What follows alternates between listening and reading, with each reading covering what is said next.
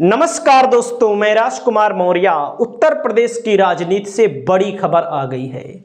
उत्तर प्रदेश में 10 विधानसभा सीटों का उपचुनाव होने वाला है। इस उपचुनाव के लिए भारतीय जनता पार्टी और समाजवादी पार्टी ने अपनी पूरी ताकत लगा दी है, लेकिन इसी उपचुनाव में भारतीय जनता पार्टी के सहयोगी नाराज हो गए हैं।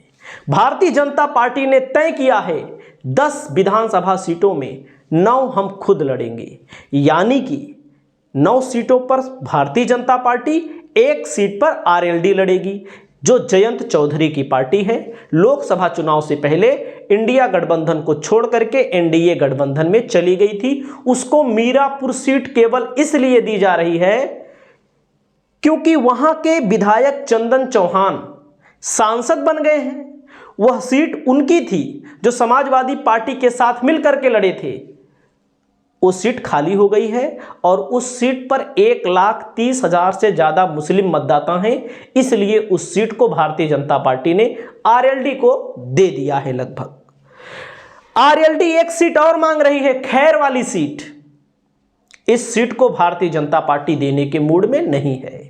वहीं पर सबसे बड़ा झटका लग रहा है निषाद पार्टी को, क्योंकि निषाद पार्टी ने 2022 के चुनाव में मिर्जापुर जिले की मझवा विधानसभा सीट को जीता था और अच्छे वोटों के अंतराल से जीता था। लगभग 34-35 हजार वोटों के अंतराल से जीता था।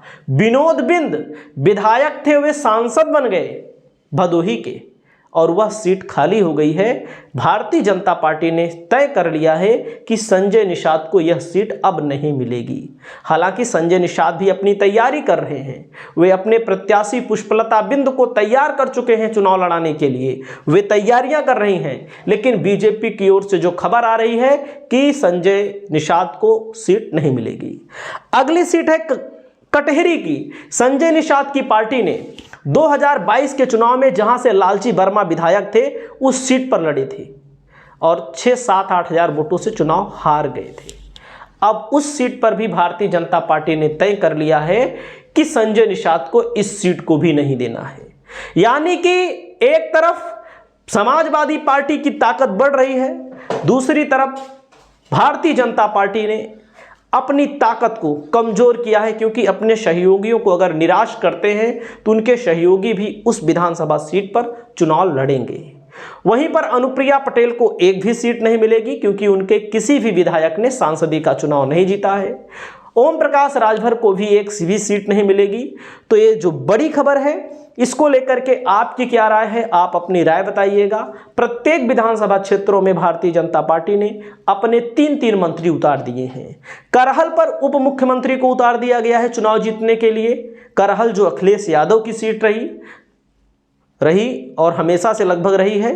करहल से अखिलेश यादव के लिए ब्रजेश पाठक को उतारा गया है। फूलपुर से केशव प्रसाद मौर्य उप मुख्यमंत्री को उतारा गया है। तो आप ये कमेंट करके बताइए उपचुनाव कौन जीतेगा। आपकी जो भी राय होगी हम उस पर अध्ययन भी करेंगे।